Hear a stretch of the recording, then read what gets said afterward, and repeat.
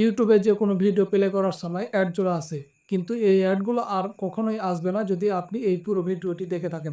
ভিডিওটি ভালো লাগলে অবশ্যই লাইক করে দেবেন এবং চ্যানেলটিকে সাবস্ক্রাইব করে নেবেন। প্লে স্টোরে গিয়ে আপনারা এই অ্যাপসটি ডাউনলোড করে নেবেন, যেটা লেখা আছে যে দেখেন ব্রাভি প্রাইভেট ওয়েব ব্রাউজার। এটি ডাউনলোড করে নেবেন। আমার ডাউনলোড করা আছে তাই আমি এখানে ওপেন করে নিচ্ছি। ওপেন করে নেওয়ার পরে এখানে একটা ডিফল্ট সেট করতে বলা হয়েছে, এখানে আপনারা স্কিপ করে নিতে পারেন।